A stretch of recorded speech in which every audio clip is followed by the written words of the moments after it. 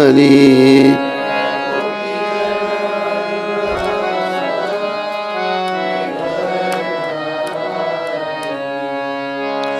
गोपी जन वल्लभा गिरिवर धारी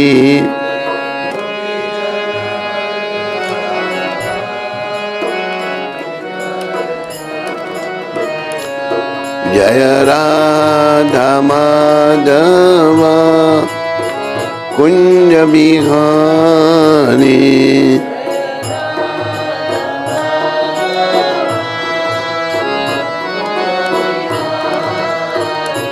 जय राधा माधवा कुंज बिहारी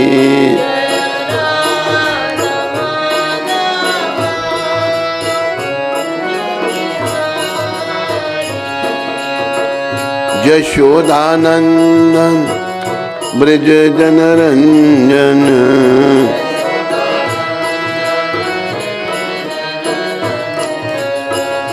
यशोदानंदन ब्रज जनरंजन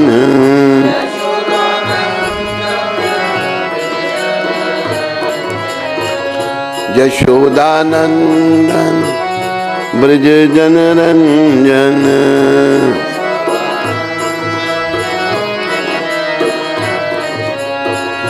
यमुना तीरा वनचारी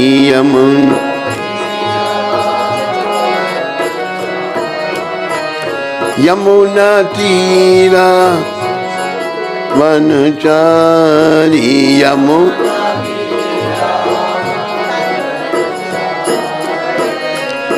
जय राधा माधवा कुंज बिहारी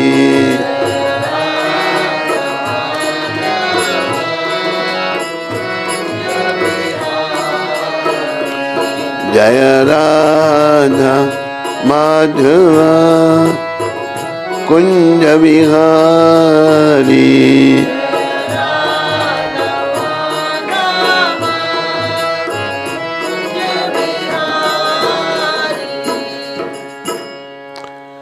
जय ओम विष्णुपाद परमहंस परिव्राजकाचार्य अष्टोत्तर सचरी श्रृंखला भक्ति वेदांत गोस्वामी महाराज शिला प्रभुपाद की जय। जय ओम विष्णुपाद परमहंस परिव्राजकाचार्य अष्टोत्तर सचरी श्रृंखला भक्ति सिद्धांत सरस्वती ठाकुर महाराज प्रभुपाद की जय। इस्कॉन बीवीटी फाउंडरचार्य डिवाइन ग्रेस शिला प्रभुपाद की जय। अनंत कोटि वैष्णविंद की जय। नामाचार्य श्री हरदास ठाकुर की जय।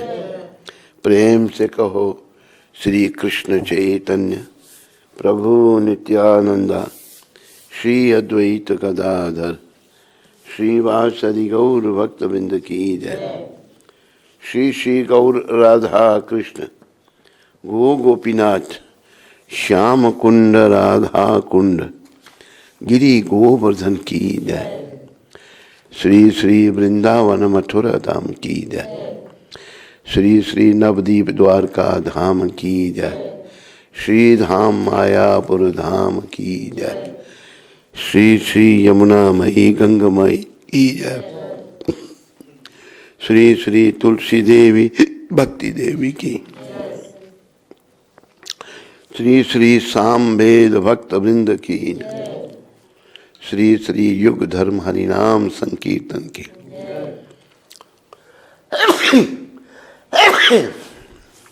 संकीर्तन यज्ञ की जय। हमारे प्यारे गुरुदेव पूरी दुनिया में सनातन धर्म का हरि नाम का प्रचार करने वाले अति दयालु परम कृपालु पतित पावन शिला प्रभुपाद की जय। पतित पावन शिला प्रभुपाद दिव्य पुस्तक वितरण की जय। पतित पावन शिला प्रभुपाद कृपा वृंदावन धाम की जय। श्री श्री कृष्ण बलराम की जय। श्री श्री ललिता विशाखा राधे श्याम की जय। श्री श्री गौर निताय द्वैताचार्य गदाधर श्रीवास ठाकुर की। निताय गौर प्रेमानंदी, निताय गौर प्रेमानंदी। सब भक्तों की जय जयकार, सब भक्तों की जय जयकार, गुरु और गौरांग की जय जयकार।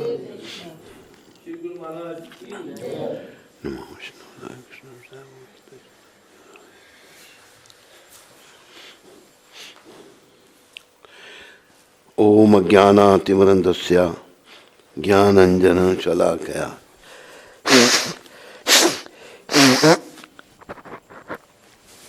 चक्षुरुन्मीलितं येन तस्मै श्री गुरुवे नमः। श्री चैतन्य मनोमिष्ठम स्थापितं येन भूतले स्वयं रूप कदा मायं ददाति स्वापदान्तिकम्। मिलकर सारे नमा ओम विष्णु पदाया कृष्णा पृष्ठाया भूतले श्रीमते भक्ति वेदांत स्वामी इति नाम। नमस्ते सरस्वती देवे गौरवाणी प्रचारणे निर्विशेष शून्यवादी पाश्चात्य देशतारणे। जय श्री कृष्ण चैतन्य प्रभु नित्यानंद श्री अद्वैत गदाधर श्रीवासादि गौर भक्त वृंदा। हरे कृष्णा कृष्णा हरे हरे, हरे राम राम राम हरे कृष्णा कृष्णा हरे राम राम राम हरे। हरि बोलो। श्लोक भी निकाला करो जो हिंदी में होता है ना। नष्ट प्रायेषु भद्रेषु नित्यं भागवत सेवया भगवती उत्तम श्लोके भक्ति नैष्ठ की। Before reciting this Srimad Bhagavatam, I offer my respectful obeisances unto the personality of God and Narayan, unto Narayan Rishi, the supermost human being, unto Mother Saraswati, the goddess of learning, unto Srila Vyasadeva, the author, unto Srila Prabhupada, our loving spiritual master.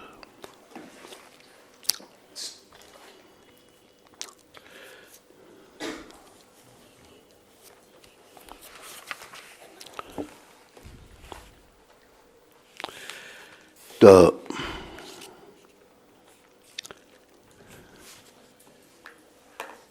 हरे कृष्णा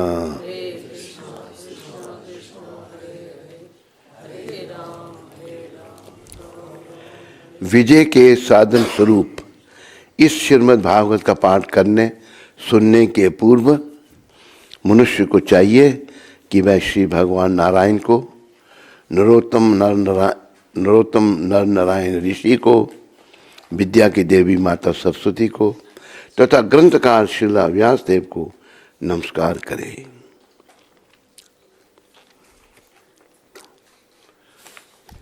ये श्लोक ना किसी में अलग कर दो दोनों अनुवाद के साथ, ताकि पुस्तक नहीं हर बार खोलनी पड़े।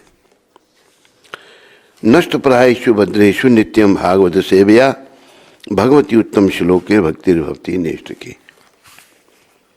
भगवान की कक्षाओं में नियमित उपस्थित रहने तथा शुद्ध भक्त की सेवा करने से हृदय के सारे दुख लगभग पूर्णतः विनष्ट हो जाते हैं और उन पुण्य श्लोक भगवान में अटल प्रेम भक्ति स्थापित हो जाती है, जिनकी प्रशंसा दिव्य गीतों से की जाती है।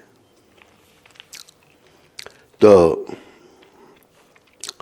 कल भी पढ़ा था हमने कि नियमित रूप भागवत की कक्षा में जाना, उपस्थित रहना और शुद्ध भक्तों की सेवा करने से, इस समय के शुद्ध भक्त प्रभुपाद हैं।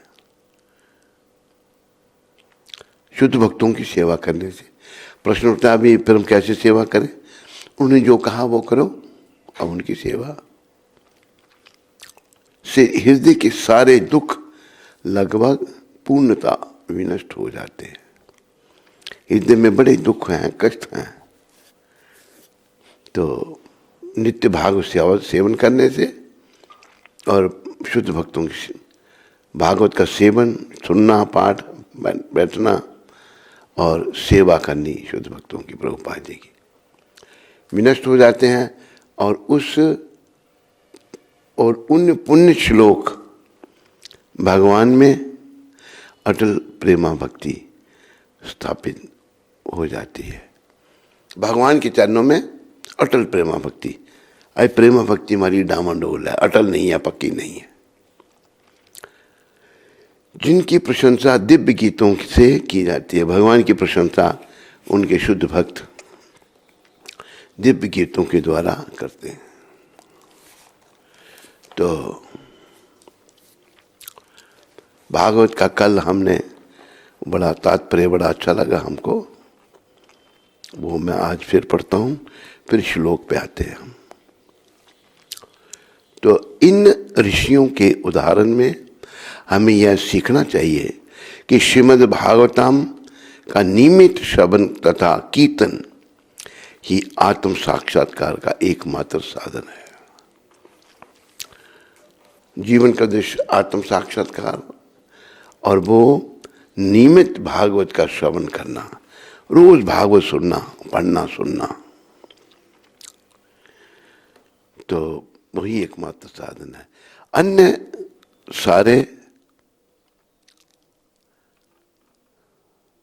अन्य सारे प्रयास समय के अपव्यय मात्र हैं। बाकी जो हम प्रयास करें समय का नाश है, बाकी और कुछ भी करते हैं हम तो, क्योंकि उनसे कोई लाभप्रद परिणाम नहीं निकलता। बाकी कुछ भी करें हम, लाभप्रद परिणाम नहीं निकलेगा। केवल नित्य भागवत के सेवन से ही जो है हमारा कल्याण होगा और हम भक्ति पथ में आगे बढ़ेंगे। आत्म साक्षात, अपने आत्मा को देखना है हमने।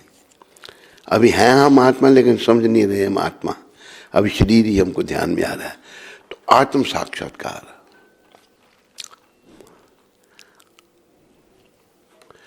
जैसे प्रभुपाद एक उदाहरण देते हैं, अपने आप को देखने से पहले क्या मतलब, सुबह जब अंधेरा होता है, सूर्य निकलते हैं, तो हम अपने आप को देखते हैं। अपने आप को देखने से पहले हम सूर्यदेव की कृपा से हम अपने आप को देख पा रहे हैं, अंधेरे में नहीं देख सकते थे। इसलिए हमें आत्म साक्षात, अपनी आत्मा को देखने से पहले, समझने से पहले भागवत का नियमित रूप में श्रवण तथा कीर्तन करना है। श्लोक 22, ये अध्याय है मुनियों की जिज्ञासा। ऋषि मुनि जो थे, नैमिषारण्य जो लखनऊ के पास है। आप सब बोलो मेरे पीछे, त्वम, आपने, ना, हम सबको, संदर्शिता, मिलाया है, धात्रा, भाग्य से, दुस्तरम, दुर्लभ्य, निशितीर्षताम,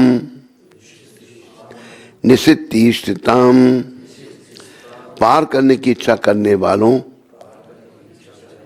के लिए, कलीम, कलियुग को, सत्वहरम, अच्छे गुणों को हरण करने वाला, पुंसाम, मनुष्य का, कर्णधारा, कप्तान, इवा, सदृश, अर्णवम, समुद्र। त्वं न संदर्शितो धात्रा, दुस्तरम, निस्तिर्षिताम, कलिम सत्वहरम पुंसाम, कर्णधारा इवानवम। त्वं न संदर्शितो धात्रा, दुस्तरम निस्तीर्षताम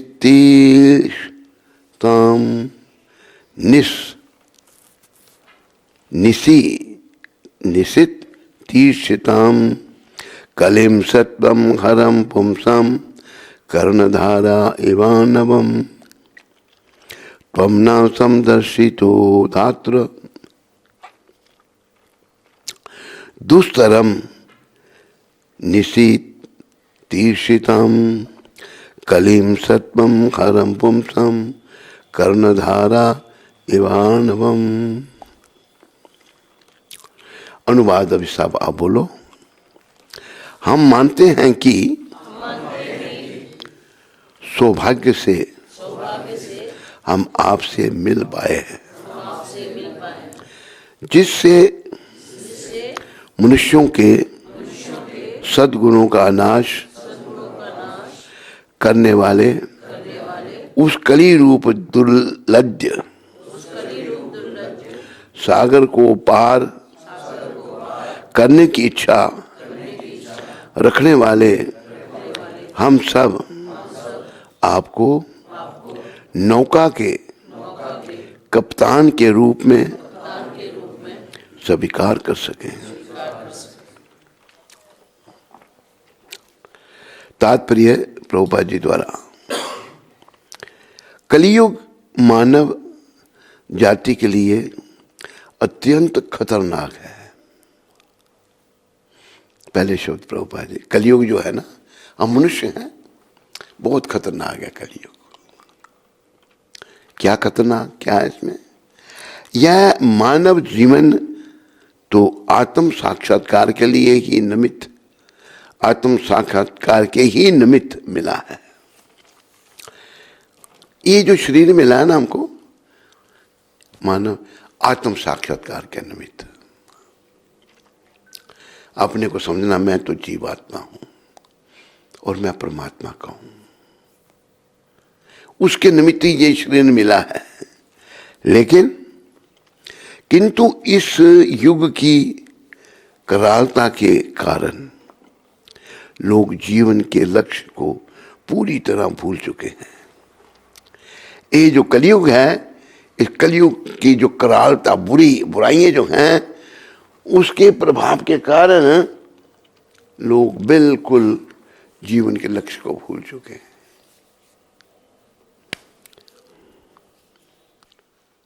कलयुग का करालता ऐसी है कि लोग जीवन के लक्ष्य को भूल गए। अभी देखो, जैसे एक बार हम लंदन में थे तो वहां पर एक पंजाबी स्त्री आई हमारे पास। वो कहती है कि उसका शायद बेटा कहते भक्त बन गया है। उस सोचा मैं पंजाबी हूँ, पंजाबी बोलता हूँ, तो उनकी मदद करूँगा कुछ। मैंने कहा क्या समस्या माता जी? कह देखो मेरा बेटा भक्त बन गया है। अगर बेटा भक्त बना है तो क्या खराबी है? भक्ति कर रहा है। लेकिन वो गवारा नहीं घर वालों को, माँ बाप को नहीं। फिर मैंने उसको समझाया, उसने देखा ये मेरी मदद नहीं करेगा, फिर चली गई हो। तो मैंने उसको समझाया भक्ति कर रहा है। मान लो बेटा या बेटी बुरे कर्मों में लग जाएं, बुराइयां करने लगे, तो माँ बाप ना कुछ करते हैं ना कर सकते हैं। अनेकों परिवार है, एक परिवार नहीं है जो परिवार बिगड़े हुए हैं, बच्चे जिनके बिल्कुल बेकार हुए हैं। उधमपुर में एक डॉक्टर था, आर्मी से रिटायर है, डॉक्टर गोपीनाथ, बड़ा फेमस डॉक्टर था। तो उसके मेरे ख्याल में 3-4 लड़के थे उसके, और सबसे बड़ा लड़का जो था वो बस ऐसे ही बेकार बनी, शराब पीना, मांस खाना, ऐसे भटक रहा था वो। तो एक दिन उन डॉक्टरानी से भेंट हुई। वो कहती है मैं चाहती हूँ, डॉक्टर ने कहा डॉक्टर कि हमारा बेटा घर में आ जाए, ठीक तरह से रहे, अभी ऐसे भटकता है जगह जगह वो। अब भटक रहा, कुछ नहीं कर सकते, खाली इच्छा कर रखी है उन्होंने कि उनका बेटा वापस घर में आ जाए। पर अगर कोई भक्त बन जाता है, उसमें माँ बाप सारे रिश्तेदार प्रयास करते हैं उसको भक्ति से हटाने का। बदमाश बनेगा तो ना तो उनकी वो सुनेगा, लड़का या लड़की बदमाश बन जाए, मनमर्जी करते हैं। पर भक्त बना तो वो भक्त तो सीधा होता है, उसके पीछे सब पड़ जाएंगे, भक्ति क्यों कर रहे, तुम वापस आओ, पैसे बनाओ, शादी करो, और हम यहाँ नर्क में जा रहे हैं, पीछे पीछे तुम भी वहीं आओ। ये हालत है। ये खास करके हमारे हिंदू समाज में है। उधमपुर में एक लकड़ियों का टाल है, लकड़ियाँ बेचता, वो मुसलमान है, गुलामा उसका नाम है। उसके 3-4 लड़के, एक दिन बात में कहता, मैंने अपने लड़के को, एक लड़के को दे दिया है। किसको दिया है? लखनऊ में मौलवियों को, उसको मौलवी बनाने के लिए, अपने इस्लाम का प्रचार करने के लिए लड़के को उसने दे दिया है। खुद दे दिया है, नहीं कि घर बना के तो पैसे बनाना।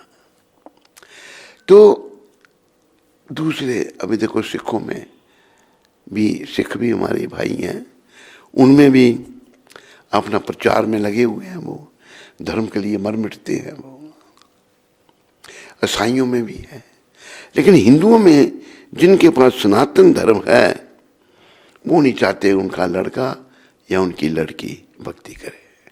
हाँ, गलत काम करेंगे, रोक ही नहीं सकते उसको, ना रोक सकते हैं ना रोकते हैं। तो ये बड़ी एक कमी है हमारे एक सनातनी समाज की, बड़ी बेसमझी है।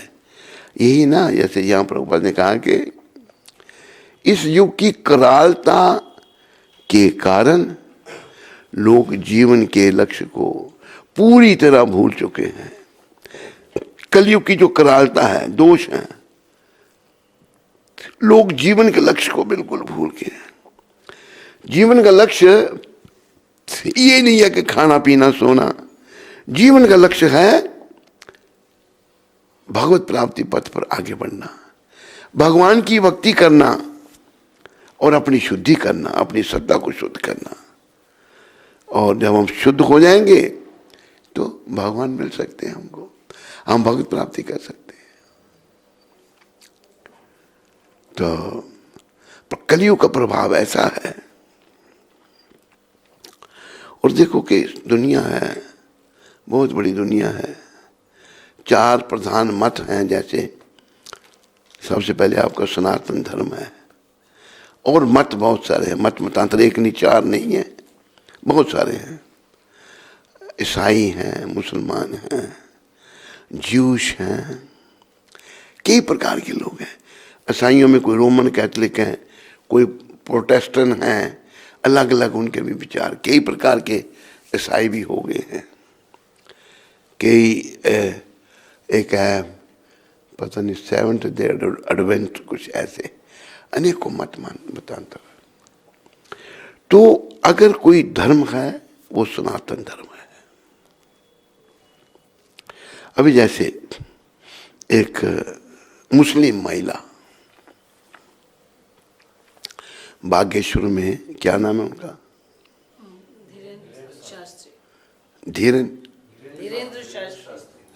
धीरेन्द्र शास्त्री जी के पास गई, कहती है मैं हिंदू बनना चाहती हूँ। उन्होंने उसको पूछा आप क्यों हिंदू बनना चाहती हो? मुसलमान परिवार से। उसने बताया मेरे बाप का नाम ये खान, माँ का नाम ये खान, ये सब नाम बताया। कहती कि कल्चर है तो हिंदुओं में है। वो मुस्लिम महिला कह रही है। अब कुछ दिनों की बात है, ये 5-7 दिन की होगी, हफ्ता 10 दिन हो गए। तो कल्चर है, यहाँ भाई बहन में शादी नहीं होती। वो ये कह रही है। जब ये कहा तो धीरेन्द्र जी कहते राम, जोर से राम शब्द बोला उन्होंने। भाई यहाँ भाई बहन में शादी नहीं होती हिंदुओं में। अभी मासी की लड़की, मामे की लड़की, चाचे की लड़की तो बहनें हुई ना। वहाँ मुसलमानों में ये विचार नहीं है। मामे की लड़की, यहाँ तक कि दूध एक नहीं होना चाहिए, माँ एक नहीं होनी चाहिए। मौसी की लड़की, चाचे की लड़की, ताऊ की लड़की से शादी कर लेते हैं वो। तो वो ये कह रही है कि कल्चर है तो यहाँ है, इसलिए मैं सनातनी बनना चाहती हूँ। उसने ओपनली बोला सबको। तो यही कल्चर है कि ये एक सनातन धर्म ही एक धर्म है और इसकी रचना स्वयं भगवान ने की है। अभी कलयुग है, कलयुग के प्रभाव से हम लोग भी भटक रहे हैं, सनातनी लोग भी अपने धर्म को छोड़ रहे हैं और विषय विकारों की ओर आकर्षित हो रहे हैं, भौतिक सुखों की ओर आकर्षित हो रहे हैं। कब तक? ये सब नश्वर है, थोड़े समय के लिए है। हमें जो है अभी सनातन धर्म को अपनाना सीखना है, क्योंकि ये जो संदेश में पढ़ रहा हूँ ये प्रभुपाद जी का है। किंतु इस युग की करालता के कारण लोग जीवन के लक्ष्य को पूरी तरह भूल चुके हैं। इस युग में आयु क्रमशः घटती जाएगी, आयु हमारी कम होती जाएगी। 125 में से कलयुग की आयु है, 125 है, कम ज़्यादा है। अब जैसे कलयुग की उम्र बढ़ेगी, कहते हैं ऐसा समय आएगा 20-25 साल का व्यक्ति बूढ़ा हो जाएगा और खाने पीने की चीज़ें खत्म हो जाएंगी, कई बार मांस में लगे। और ये भी वर्णन आता है कलयुग का कि जो बड़ा तगड़ा होगा कमजोर को पकड़ कर खा जाएगा। चाइना में तो जो बच्चे एबॉर्टेड किए जाते हैं, जिनको जन्म लेने से पहले मार दिया जाता है, वो बिकते हैं, लोग खाते हैं उनको। मनुष्य का मांस खा रहे हैं चाइनीज लोग। तो उम्र घटती जाएगी, उमरिया घटती जाए रे, जैसे जैसे कलयुग की आयु बढ़ेगी उम्र घटती जाएगी। मनुष्य अपनी स्मृति, कोमल भावनाएं, बल तथा उत्तम गुण खो देंगे। स्मृति चली जाएगी, कोमल अच्छी भावनाएं और कोमल भावनाएं, बल, शक्ति, उत्तम गुण, ये चले जाएंगे सारे।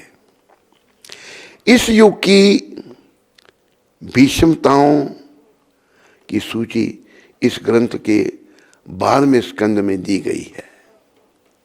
12वें स्कंद में कलयुग का सारा वर्णन है भागवत में। अतः जो मनुष्य इस जीवन का उपयोग आत्म साक्षात्कार के लिए करना चाहते हैं, वैसे तो ये जीवन आत्म साक्षात्कार के लिए ही मिला है, लेकिन सब नहीं करना चाहते इसका उपयोग। उसके लिए भटके हुए लोग हैं, भटकाने वाले कई हैं। हम उधर थे हैदराबाद में 1974 की बात है। तो प्रभुपाद जी हैदराबाद में गए थे, बम्बे से प्रोग्राम था। मैं था और एक हमारा गुरु भाई था बंगाल का, उसका नाम था महावीरिया दास। तो प्रभुपाद आए तो भाव, भक्तों के मनोभाव होते हैं। कहते हैं ये जो दुष्ट लोग जनता को गुमराह कर रहे हैं, उनको मिसगाइड कर रहे हैं, मेरा हाथ में मुझे शक्ति दे भगवान, तलवार लेकर मैं सबके गले काट दूं। लोगों को भटकाने वाले बहुत हैं, सही मार्ग पर चलाने वाला कोई है। और लोग बेचारे अकल है नहीं, उनकी बुद्धि मलिन हो गई है विषयों का सेवन करने के कारण, विषय विकारों के सेवन के कारण बुद्धि उनकी मलिन हो चुकी है। इसलिए कहा है कि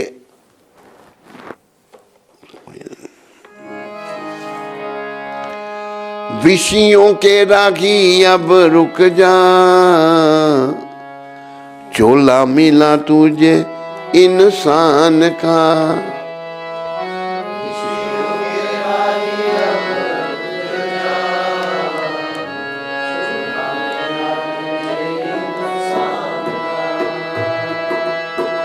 इसी में मिलेगा तुझे बांबरे, छुपा हुआ राज भगवान का। इसी में मिलेगा तुझे बांबरे, छुपा हुआ राज भगवान का। देखो विषय विकारों के बारे में पहले इस भजन में लेखक ने लिखा है। विषय विकारों की ऐसी बीमारी है, जीव पागल है, इससे बुद्धि मलिन हो जाती है। एक प्रभुपाद जी की बात मेरे को याद आ रही है। प्रभुपाद जी ये बात सुनाते थे,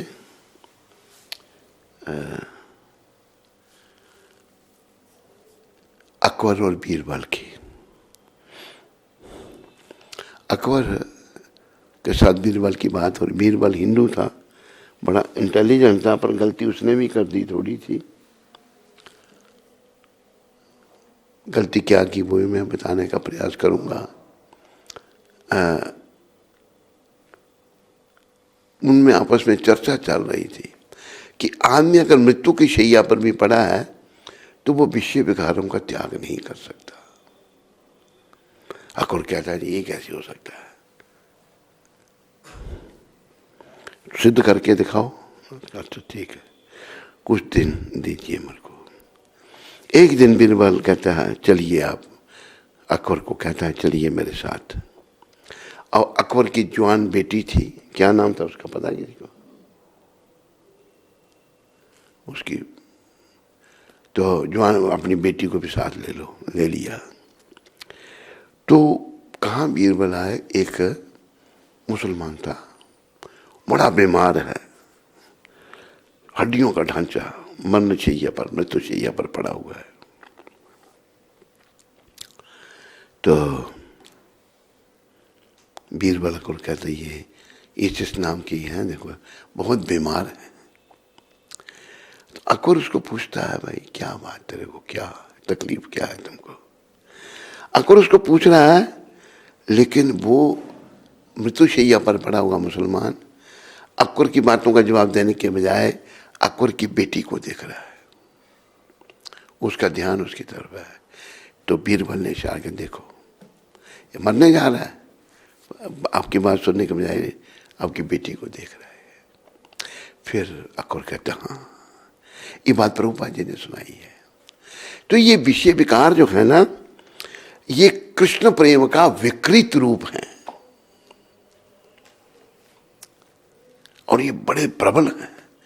और फिर से अगर हम कृष्ण प्रेम जागृत करें तो विषय विकारों से हम बच सकते हैं, विषय विकार समाप्त हो जाएंगे।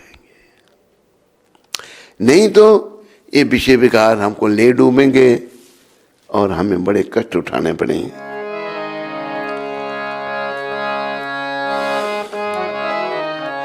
कीमत इस चोले की तूने खाने में खोई है, कीमत इस चोले की तूने खाने में खोई है। कभी सत्संग साबुन से मन मैल न धोई है, कभी सत्संग साबुन से मन मैल न धोई है। विषयों का पर्दा लपेट कर बना है तो रूप शैतान का। विषयों का पर्दा लपेट कर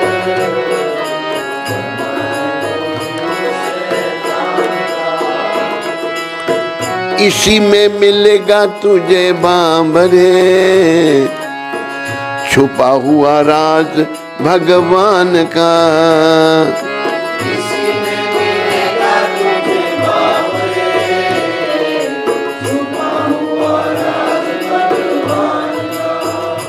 ये शरीर मिला हमको भगवान को जानने के लिए, लेकिन हम विषय विकार में पड़े हुए हैं। जो पशु पक्षी सारे जीव तो पड़े हुए हैं, वो बेचारे पशु हैं, उनको कोई समझ है नहीं, लेकिन हमें भगवान ने ये विकसित बुद्धि दे रखी है, हमें समझ है, लेकिन हम समझ का कोई इस्तेमाल नहीं कर रहे। तो हमने इस चोले का उपयोग खाने में किया, सोने में किया, और कभी सत्संग नहीं किया, भगवान का नाम नहीं लिया, और विषयों का पर्दा लपेट कर बना है तू रूप शैतान का। सारे पाप विषय विकारों से होते हैं। तो इस चोले के बारे में, कीमत इस चोले की मीरा ने जानी थी, कीमत इस चोले की मीरा ने जानी थी। उस जहर प्याले में छिपी प्रेम कहानी थी।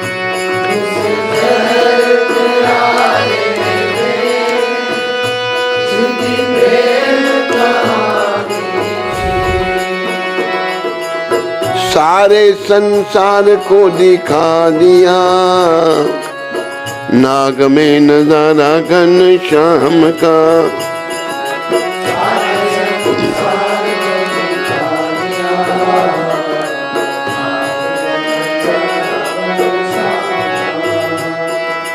इसी में मिलेगा तुझे बांबरे, छुपा हुआ राज भगवान का।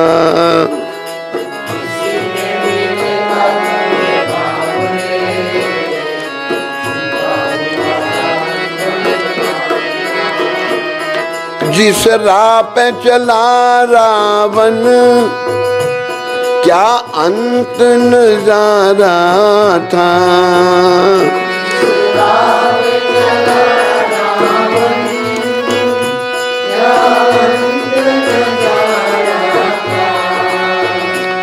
मरते समय उसका कोई न सहारा था। मरते समय उसका कोई न सहारा था। जलता है हर साल अब भी पुतला उसी के अभिमान का। जलता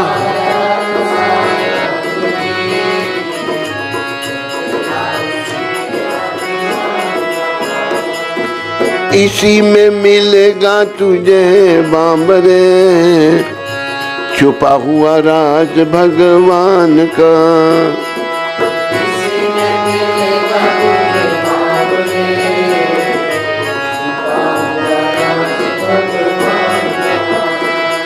ऐ रागी संभल जा अब, ये दुनिया फानी है।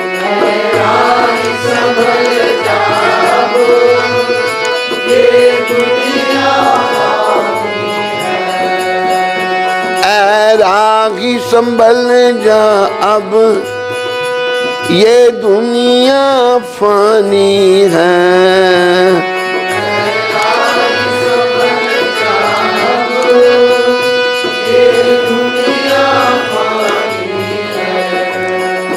संसार में रह जाती कर्मों की कहानी है। संसार में रह जाती कर्मों की कहानी है। पल्ला पकड़ लेना दान रे, अर्जुन के रथवान का। पल्ला पकड़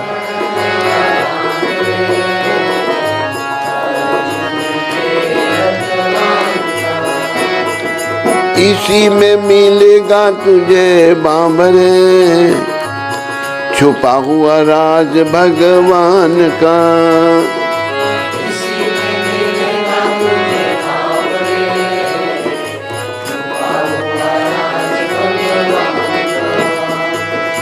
हरे कृष्णा कृष्णा कृष्णा हरे हरे, हरे राम राम राम हरे हरे।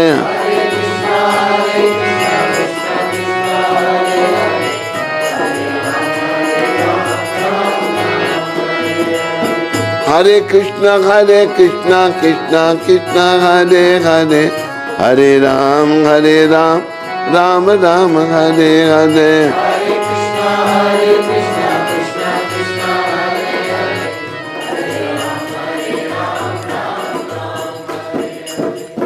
तो विषय विकार नरक का द्वार। पहले ऐसा था कि बच्चों को गुरुकुल में भेजा जाता था, वहाँ गुरु उनको निःशुल्क पढ़ाते थे, आत्मा परमात्मा का ज्ञान कराते थे, जीवन का उद्देश्य बताते थे। उन गुरुकुलों में पढ़ करके जो बच्चे आते, या तो वो विरागी त्यागी बन जाते, अगर गृहस्थी भी बनते तो अच्छे गृहस्थी बनते। उनको गृहस्थ धर्म का सारा पता होता, भाई ये गृहस्थ धर्म जो है, गृहस्थ आश्रम जो है, इसके तहत भी हमने भगवत प्राप्ति करने का प्रयास करना है। ये गृहस्थ आश्रम खाने पीने सोने के लिए नहीं है। तो सब ये सिस्टम खत्म कर दिए विदेशियों के राज ने, दुष्ट प्रकृति के लोगों ने, और दुनिया जो है बुराइयों की ओर जा रही है। पर एक मौका फिर से कृष्ण भगवान ने प्रभुपाद जी के माध्यम से सारे संसार को दे दिया है कि वो अपना जीवन सफल करें, भक्ति में आगे बढ़ें।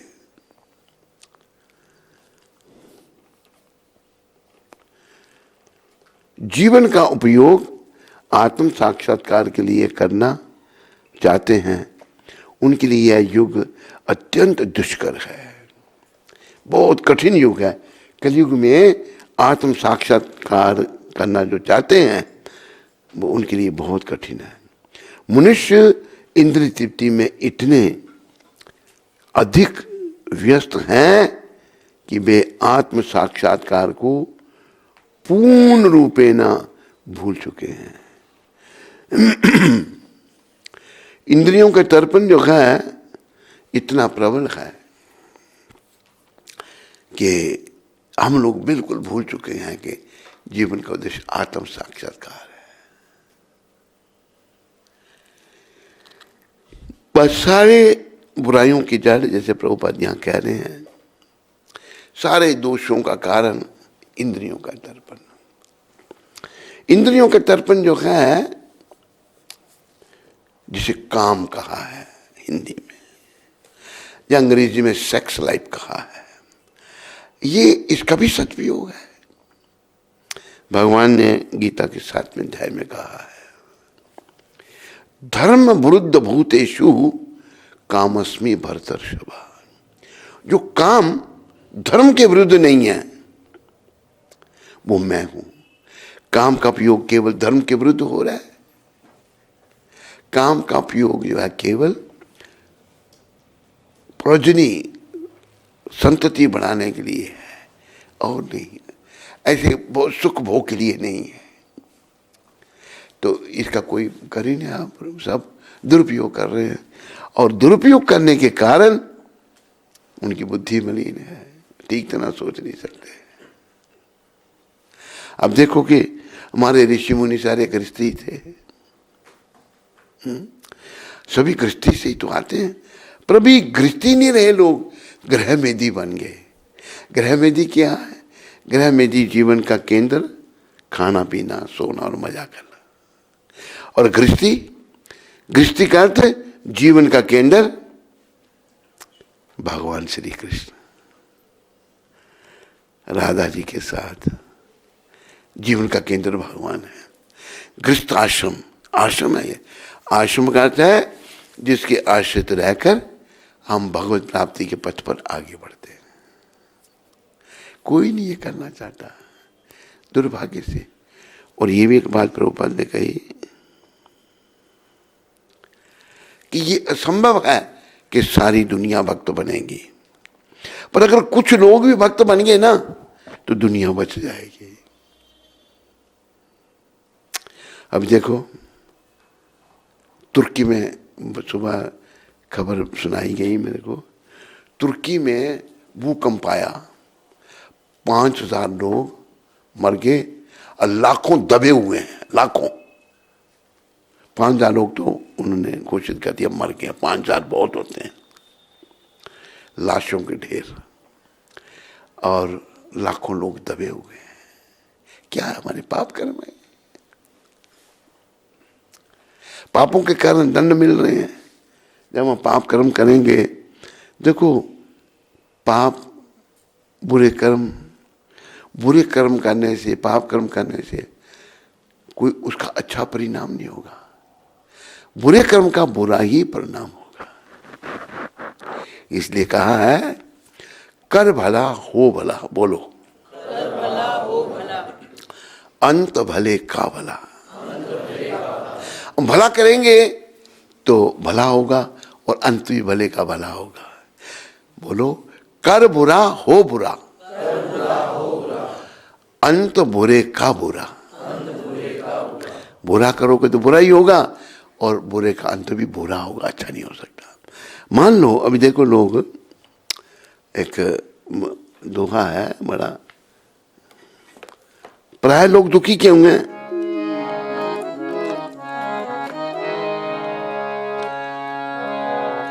करनी करत क्यों डरत, बोलो क्यों करके पछताए, भोए पेड़ बबूल के, आम कहाँ से खाए। जब आदमी विषयों के वशीभूत होने के कारण कर्म करता है, नहीं डरता, बुद्धि मलिन हो चुकी है उसकी।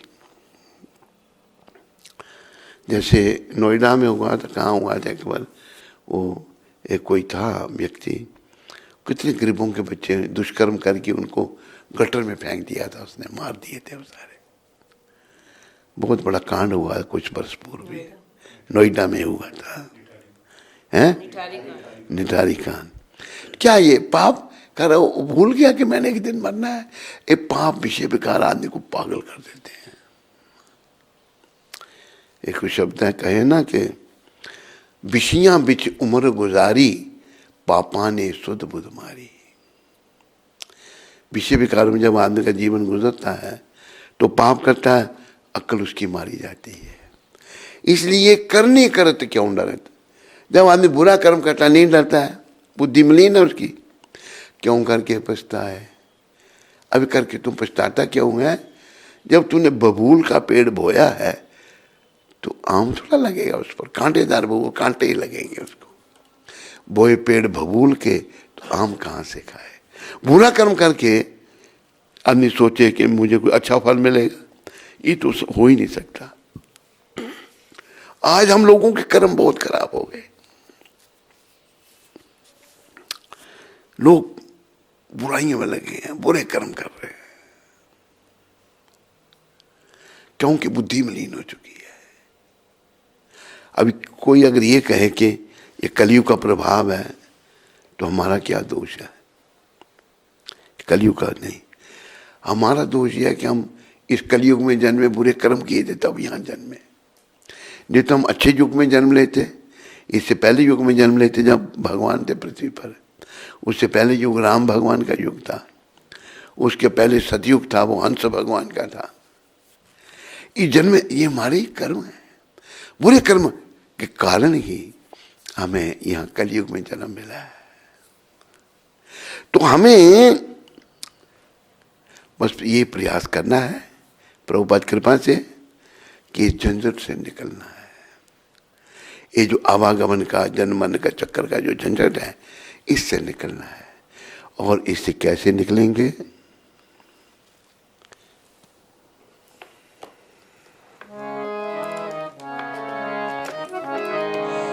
श्री राधा शरणम, श्री कृष्ण शरणम,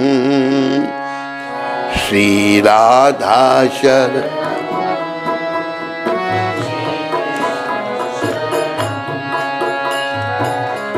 श्री राधा शरणम श्री कृष्ण शरणम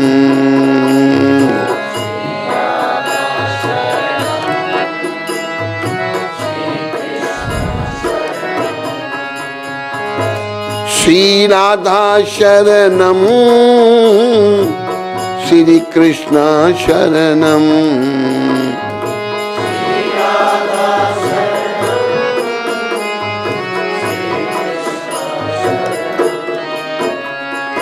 श्री राधा शरणम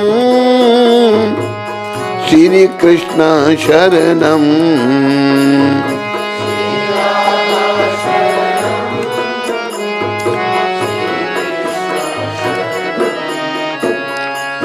श्री राधा शरणम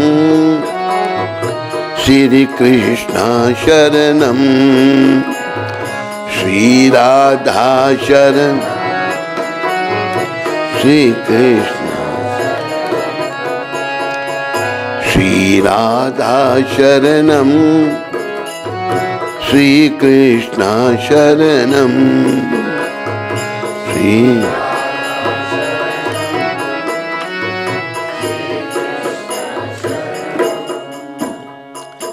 भगवान की शरण में जाने से राधा शरण पहले क्यों कर रहा है? देखो राधा रानी जो है ये भगवान की आराधनीय शक्ति है, भगवान का ही स्वरूप है। राधा और कृष्ण में कोई भेद नहीं है, ये दो देह हैं पर एक ही प्राण है। राधा रानी भगवान की शक्ति है, आराधनीय शक्ति। शक्ति और शक्तिमान में कोई भेद नहीं है, ये भगवान की शक्ति है। तो जब आपने शक्तिमान को मिलना है पहले उनकी शक्ति की अनुमति लेनी है।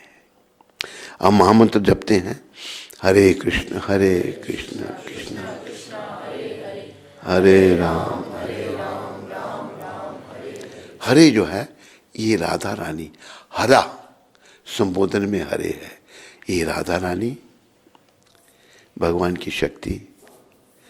हे कृष्ण भगवान जो सर्वाकर्षक, हे राम भगवान सुखों के भंडार, मुझे अपनी सेवा में लगा लो। राधा जी की कृपा से मुझे अपनी सेवा में लगा लो। सेवा ही जीव का धर्म है। अभी हम भगवान की सेवा से वंचित हैं। सेवा तो कर रहे हैं, सेवा के बिना जीव रह ही नहीं सकता, पर इंद्रियों की सेवा, खाने में, सोने में, भोग विलास में हम इंद्रियों के तर्पण में लगे हैं। तो कहा है ऋषिकेना ऋषिकेश सेवनम भक्तिरुत्तम। हम सब इंद्रियों के दास हैं। क्या है? इंद्रियों के दास। पर कृष्ण भगवान को ऋषिकेश, वो इंद्रियों के स्वामी हैं। तो हम जो हैं अपनी इंद्रियों की सेवा ना करके जो इंद्रियों के स्वामी भगवान हैं उनकी सेवा करें, तो हमारी इंद्रियां भी हमारे वश में हो जाएंगी। धर्म हमारा सेवा है। ऋषिकेश, भगवान का ऋषिकेश का नाम अर्थ है जो इंद्रियों के स्वामी है। ऋषिकेश ऋषिकेश सेवनम भक्तिरुत्तमा। जो इंद्रियों के स्वामी भगवान हैं उनकी सेवा हमने करनी है। उनकी सेवा करेंगे तो हमारी इंद्रियां जो बड़ी बलवती हैं, जो हमारे बस में नहीं हो रही हैं, सबसे बड़ी बलती है ये जीवा। इसको जो बस में कर लेगा उसके बाकी इंद्रियां भी बस में हो जाएंगी। तो प्रभुपाद ये भी बताते हैं जीवा के दो काम हैं। जीवा का एक काम है बोलना, तो हमने अंट शंट नहीं बोलना, फालतू बातें नहीं बोलनी, झूठ नहीं बोलना। क्या बोलना? जीवा से क्या बोलना हमने? श्री राधा शरणम श्री कृष्ण शरणम श्री राधा शरणम श्री कृष्ण श्री राधा शरणम श्री कृष्ण शरणम श्री राधा।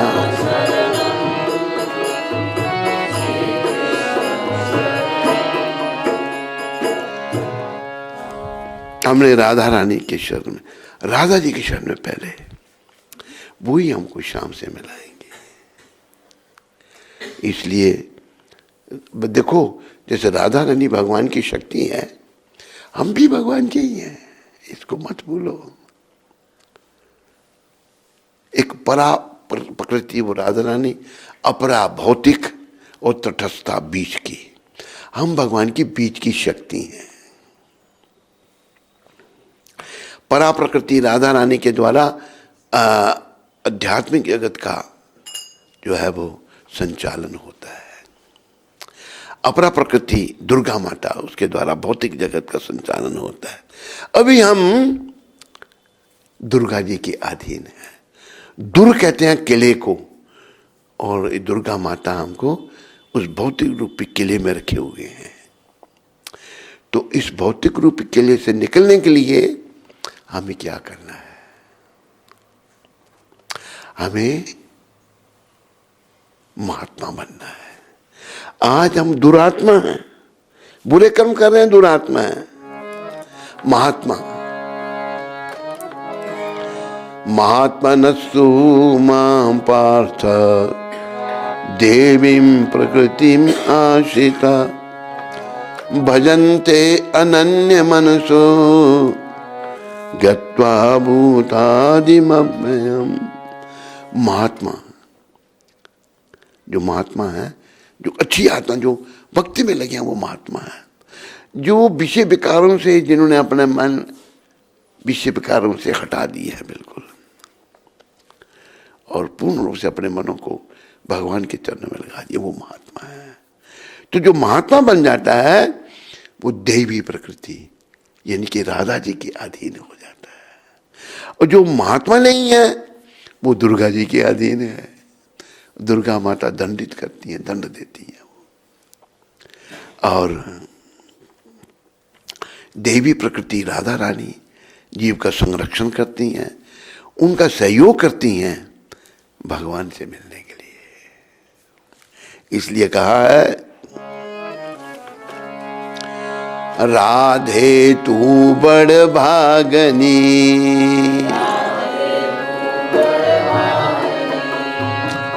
कौन तपस्या कीन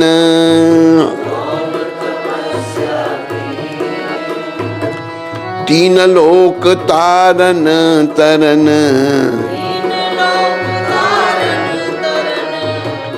सो है तुम्हारे अधीन। राधा रानी आप धन्य हैं, क्या तपस्या की आपने, जो तीनों लोक के ताल, सबके मालिक, स्वामी, सब कारणों के कारण वो आपके अधीन है। राधा जी का गुण ये है कि वो वही कार्य करते हैं जो कृष्ण को अच्छा लगे। बस जैसा कृष्ण को अच्छा लगेगा, तो राधा के चरणों से यही सीखना हमने। कृष्ण को क्या अच्छा लगता है, वो कृष्ण भगवान गीता में खुद बता रहे हैं। क्या कहा उन्होंने? मन मना भव मद भक्तो मध्याजी मम नमस्करु माँ में वैश्यसी युक्ता वे महात्मानम मत्परायण। ये कृष्ण को अच्छा लगता है। मन मना भव मद भक्तो, मेरे भक्त बनो, मेरे को नमस्कार करो। वो हमारे पिता है, पिता पुत्र को बता रहे हैं। मध्याजी मम नमस्करु माँ में वैश्यसी युक्ता वे मत मानो, मत मेरे परायण हो जाओ, मेरे प्रति समर्पित कर दो। जब हम भगवान के प्रति समर्पित हो जाते हैं ना, उसका बहुत बड़ा उदाहरण प्रहलाद महाराज है। प्रहलाद महाराज भगवान के प्रति समर्पित थे, तो हिरण्यकशिपु ने पूरा प्रयास किया मारने का। उबलते हुए तेल के कड़ाहे में डाल दिया, अबे मर जाएगा। तेल भी ठंडा हो गया। सांपों के कमरे में विशीले सांप, जहरीले सांप, सांप के हृदय में भगवान विराजमान है। सांप ने कुछ नहीं कहा प्रहलाद महाराज को, उनको समुद्र में फेंक दिया। वहां भी भगवान प्रकट हो गए, कन कन में सब जगह भगवान ने बाहर ला के रख दिया उनको। बर्फ पड़ी है, ठंडी है बड़ी, वहां बैठा दिया, कुछ नहीं हुआ, भगवान रक्षा कर रहे हैं। होलिका थी हिरण्यकशिपु की बहन। होलिका ने देखा कि मेरा भाई बड़ा परेशान, पूछा भैया परेशान क्यों है? कहते मेरे घर में मेरा लड़का ये प्रहलाद मेरे शत्रु का भक्त बन गया है, राक्षस है, भगवान उसके शत्रु हैं। जो भगवान का शत्रु है वो राक्षस है। वो हिरण्यकशिपु भगवान को अपना शत्रु कह रहा है, मेरे शत्रु का भक्त बन गया है और ये मरता नहीं। कहते मैं मार दूंगी इसको? अच्छा कैसे? देखो चिता बनाई गई बहुत बड़ी, होलिका बैठ गई, प्रहलाद जी को गोद में ले लिया। बच्चे थे बेचारे 5 वर्ष के, लेकिन गुरु कृपा से इतने पक्के थे कोई मुकाबला ही नहीं। पर आग लगा दो, आग लगा दो। आग लगी तो लगी होलिका जलने। कहते ये क्या है? ब्रह्मा जी का वरदान था होलिका को, अग्नि तुम्हें नहीं जला सकेगी। तो जलने लगी जब होलिका, तो कहती ये ब्रह्मा जी का वरदान झूठा है। तो आकाशवाणी हुई, ये वरदान तेरे को किसी को जलाने के लिए नहीं दिया था, तो किसी को जलाए भक्त को, इसलिए तुम जल रही है। होली आज भी जलाई जाती है। अग्नि कुछ नहीं बिगाड़ सकी प्रहलाद महाराज का। इसलिए केवल बनना है भक्त भगवान को और कुछ नहीं। सभी को ये प्रयास करना है। अभी केवल मूर्ख लोग कहते हैं अगर सभी लोग भक्त बन गए तो दुनिया कैसे चलेगी?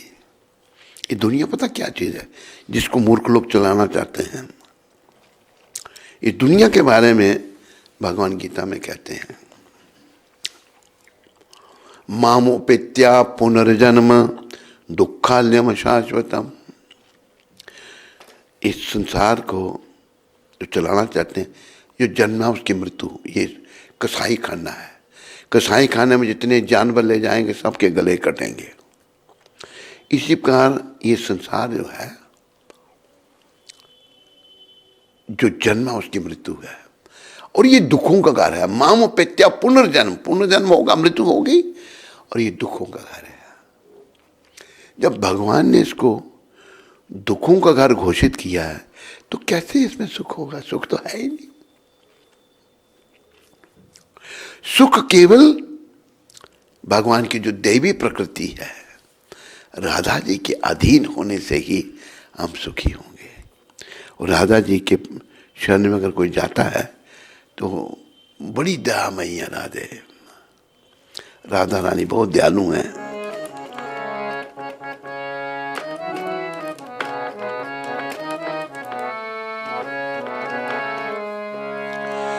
कृपामयी करुणामयी मेरी दयामयी राधे। करुणा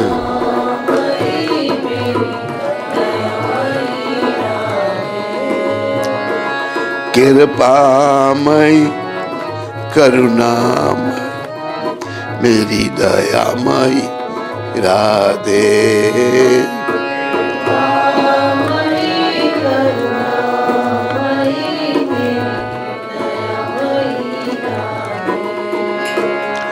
राधे राधे राधे राधे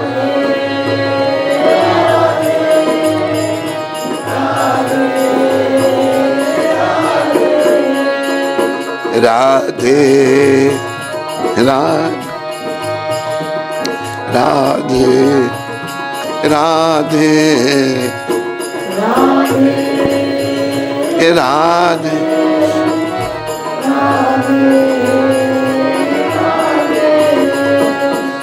कृपामयी करुणामयी राधे कृपा करुणा दया कृपामयी करुणामयी मेरी दयामयी राधे कृपा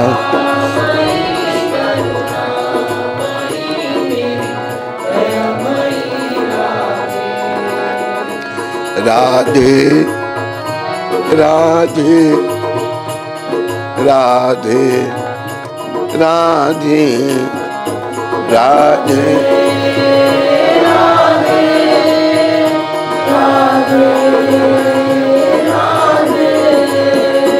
राधे राधे राधे राधे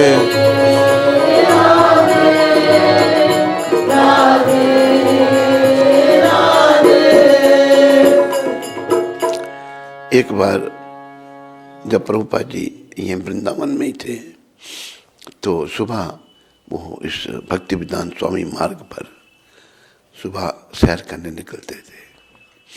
तो हम भी उनके पीछे पीछे थे और भी भक्त थे। तो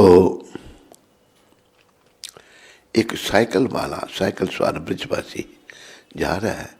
जाते ही उसने क्या कहा, राधे राधे।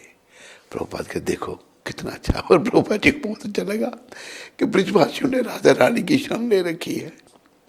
बड़ी सराहना की प्रभुपाद जी ने उसकी जब उसने राधे राधे बोला, क्योंकि राधा जो है वो ही हमें कृष्ण से मिला सकती है। राधा जी की कृपा के बिना कृष्ण नहीं मिल सकते। और भी कहा है, राधे मेरी स्वामनी राधे मैं राधा जुदा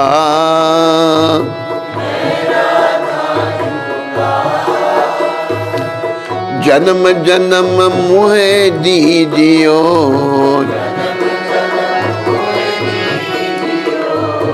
श्री वृंदावन बा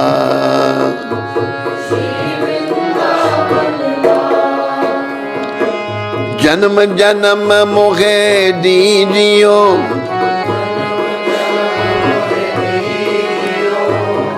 श्री चरणों में बा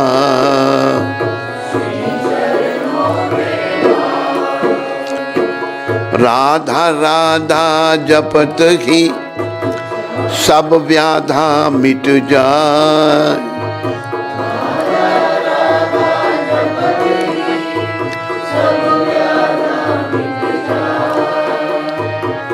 कोट जन्म की आपदा कोट जन्म की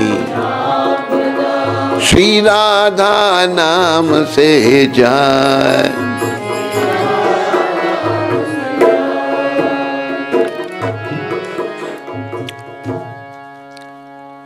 राधे मेरी स्वामिनी मैं राधा जुदास जन्म जन्म मोहे दीजियो श्री वृंदावन बारी। वृंदावन जो है गोलोक वृंदावन से अलग नहीं है, पर हमारे नेत्र शुद्ध नहीं है। हम वृंदावन को साधारण देख रहे हैं। ये वृंदावन बड़ा दिव्य है। वृंदावन 84 कोष जो है, भगवान जब पृथ्वी पर आते हैं अपने धाम को भी साथ लाते हैं। तो ऐसा वर्णन आता है भगवान का कार्यक्रम बना यहाँ आने के लिए। इससे पहले युग में द्वापर युग में तो राधा जी को कहा मैं जा रहा हूँ तो आप भी चलो। कहते मैं वृंदावन को छोड़ के नहीं जाऊंगी। तो भगवान कहते अच्छा चलो वृंदावन को वहीं ले चलते हैं।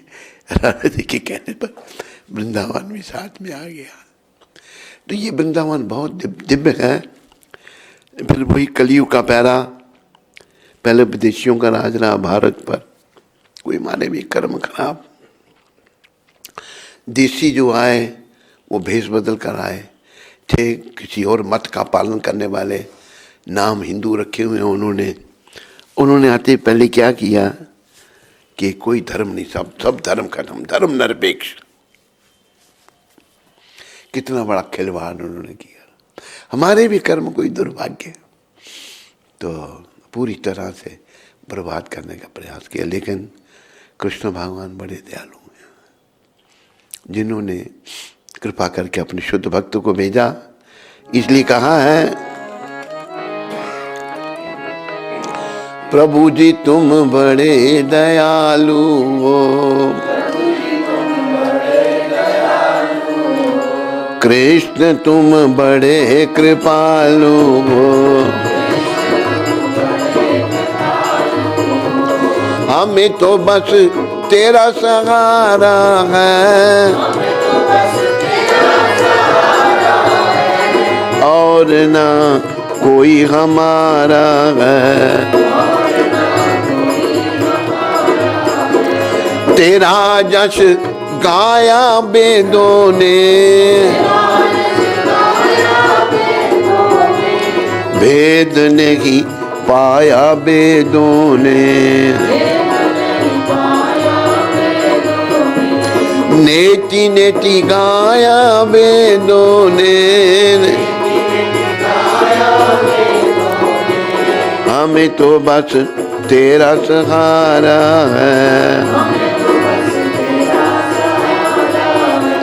और ना कोई हमारा है। तू ही प्यारों से प्यारा है,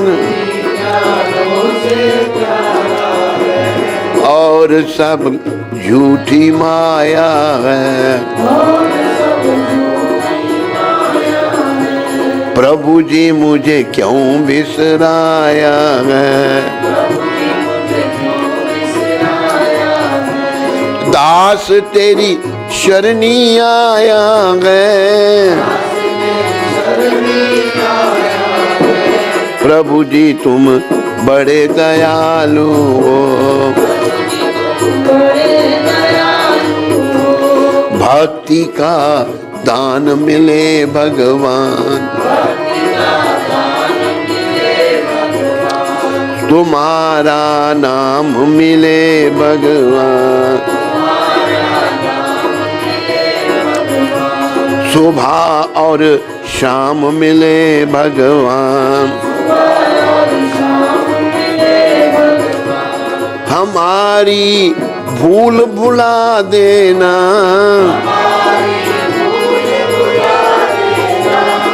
84 लाख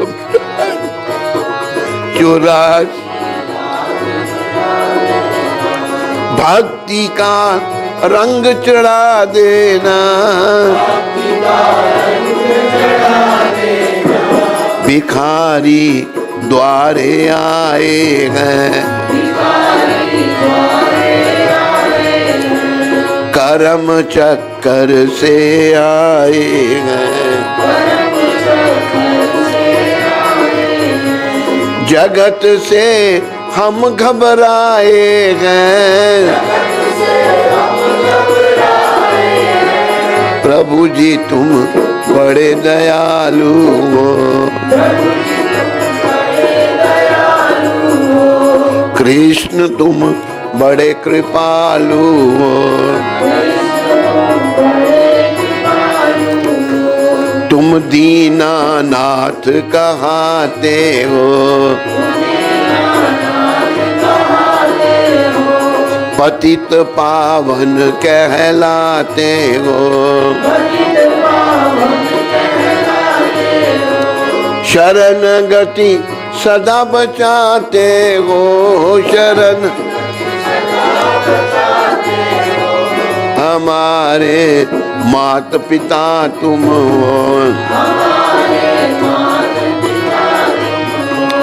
कि बख्शन हार सदा तुम हो, हमारे जीवन धन तुम हो, भले हैं बुरे हैं तेरे हैं, तेरी माया से घेरे हैं, फिर भी हम बालक तेरे हैं, फिर प्रभु जी तुम बड़े दयालु हो, कृष्ण तुम बड़े कृपालु हो, लगी हमें बड़ी व्याधि है, ना पूजा पाठ समाधि है, तेरे बिन सब बर्बादी है, मैं पापी बख्शन हारे तुम, सभी के प्राण प्यारे तुम,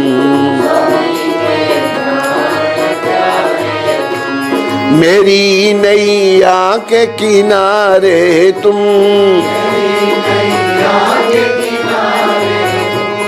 दिखा दो दर्शन आ जाओ,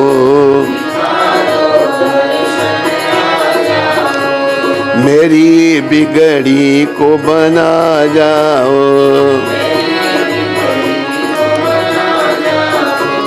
जगत के फंद छुड़ा जाओ,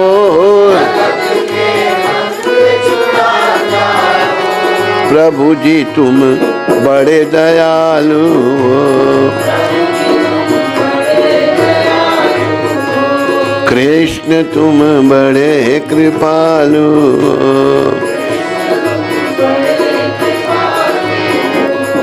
हरे कृष्ण कृष्ण कृष्ण हरे हरे राम राम राम हरे हरे,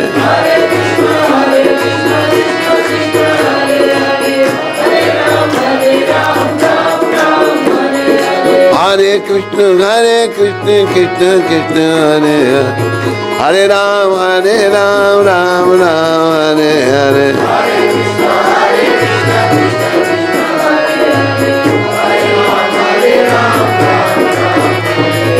जय गोविंद जय गोविंद जय गोविंद जय गोविंद, जय गोपाल जय गोपाल जय गोपाल जय गोपाल, राधे श्याम राधे श्याम राधे श्याम राधे श्याम, सीताराम सीताराम सीताराम सीताराम, जय सिया राम जय जय हनुमान, जय हनुमान जय हनुमान, जय हनुमान जय हनुमान।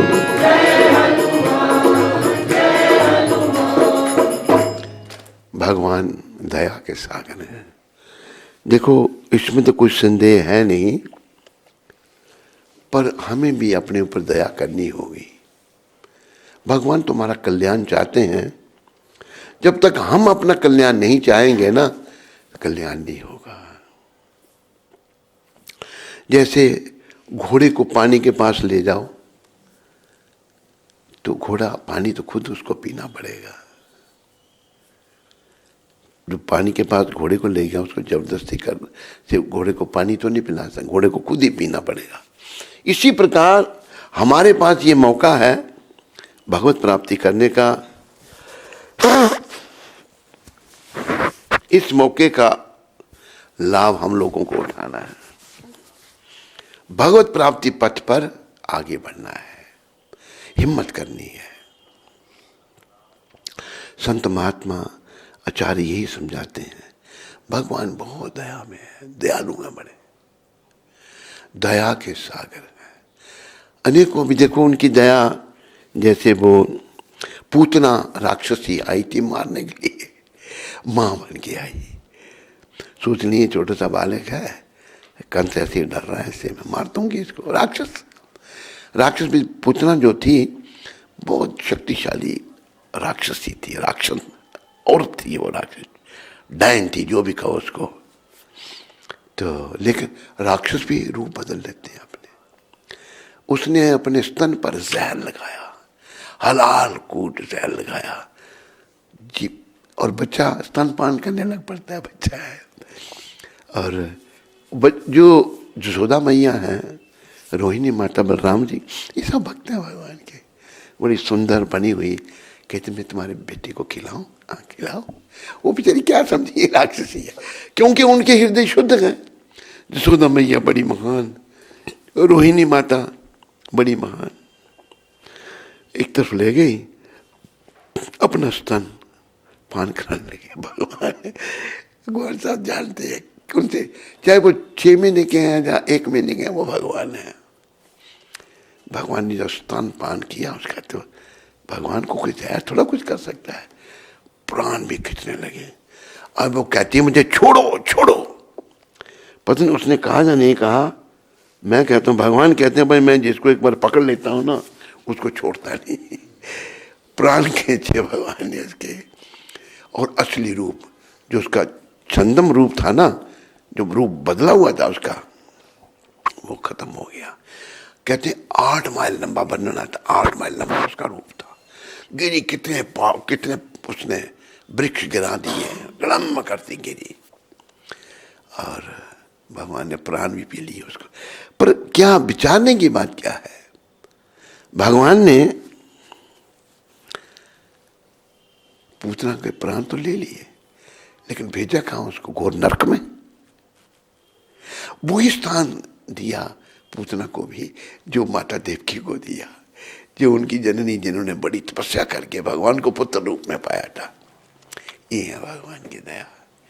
इसलिए ये बात कही गई है, ऐसे दयालु भगवान को छोड़कर और किसकी शरण में हम जाए, जिन्होंने राक्षसी पूतना को भी माँ का दर्जा दे दिया। क्या माँ बन के आई ना, माँ आई मार ले। ये है भगवान। भगवान बहुत दया में है, पर हमारे हृदय इतने पाषाण हृदय हैं कि हम भगवान को नहीं पहचान सकते। इसलिए प्रभुपाद जी ने ये भक्ति का मार्ग दिया। भक्ति करो, नाम जपो, नियमों का पालन करो, विषय विकारों से मन को हटाओ, है। देशम सततम युक्ता नाम भजतम प्रीति पूर्वकम।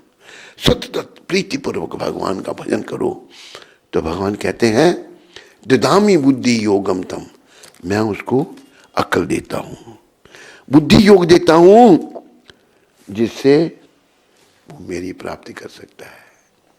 अब भजन करेंगे ना, भक्ति करेंगे, तो भगवान कृपा करेंगे। ये श्लोक 30 स्कंद में 2 अध्याय 30वां श्लोक। अहो बकी यम स्तन कालकूटम जीगा सया पाय यद पया सादबी लेभे गतिम धात्र युचित्तम ततो अन्यम केवा दयालुम शरणम प्रजेयम। ये उद्धव जी कह रहे हैं विदुर जी को। क्या कहते हैं? अहो भला मैं उनसे अधिक दयालु किसी और को ईशान कैसे ग्रहण करूं? उद्धव जी कहते हैं भगवान से दयालु और कौन है? मैं किसकी शरण ग्रहण करूंगा? जिन्होंने उस आसुरी पूतना को, असुरुनी पूतना को माता का पद प्रदान किया। देखो भगवान की दया, माता का पद प्रदान किया उस असुरुनी पूतना को। यद्यपि वह कृतघ्न थी, बड़ी कृतघ्न थी, और उसने अपने स्तन के पिलाए जाने के लिए घातक विष तैयार किया था, बड़ा घातक विष तैयार किया हुआ था। तो उद्धव जी कहते हैं, और किसकी शरण में ग्रहण करूं, जिन्होंने पूछना को भी मां का दर्जा दे। तो यहां से अनुमान लगाओ सारे, हमारा कुंठित मन कहता है, हमारा मलिन मन कहता है, मलिन मन जो है ना भगवान की शरण में नहीं जाना चाहता, मलिन है ना, मलिन मन भटकना चाहता है इधर उधर। तो लेकिन ये विचार करो इस बात पर, प्रभु इतने दयालु हैं तो मैंने क्यों छोड़ा उनको। इसका कारण ये विषय विकार, ये विषय वासना जो है ये कारण है उसका। विषय वासनाओं से मन, प्रयास करोगे जब हरि चरणों में लगाने का, तो धीरे धीरे ये मन विषय वासनाओं से हटेगा। और विषय वासनाओं की तृप्ति में लगोगे, आवृतम ज्ञानम आते न ज्ञानी नो नित पैरी न काम रूपे न कौंतया दुष्परे न लेने चाह। भगवान कहते हैं 30 अध्याय के 39वें श्लोक में कि ये विषय वासनाओं की कोई तृप्ति में कितना लगे, जैसे जलती आग है, उसमें कोई लकड़ियां डालेगा, ईंधन डालेगा, तो आग बुझेगी या बढ़ेगी, क्या होगा। इसी प्रकार को इंद्रियों के तर्पण में लगता है ना, तो और उसकी एक समाप्ति, इनको बस छोड़ देना है। और कैसी इंद्रियों का तर्पण छूटेगा, कृष्ण की शरण में। कृष्ण की शरण में आने से, श्री राधा शरणम श्री कृष्ण शरणम, श्री राधा श्री कृष्ण, श्री राधा शरणम श्री कृष्ण शरणम, श्री राधा शरणम श्री कृष्ण, श्री राधा शरणम श्री कृष्ण शरणम,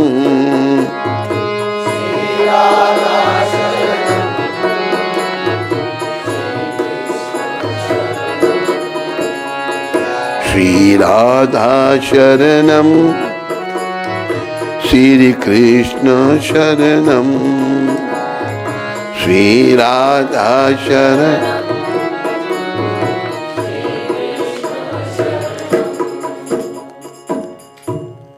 इनकी शरण में आने से, और सुगम मार्ग प्रभुपाद जी ने बताया है, 4 नियमों का पालन करना, 4 बजे से पहले उठना, मंगल आरती करना और नाम जपना।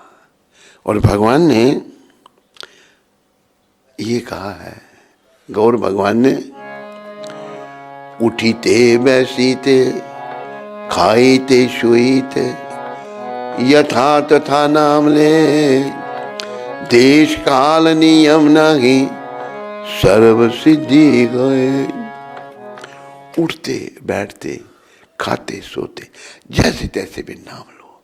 ये नहीं कि अब लेना है, अब नहीं लेना, ऐसा नहीं। देश काल नहीं बनाई।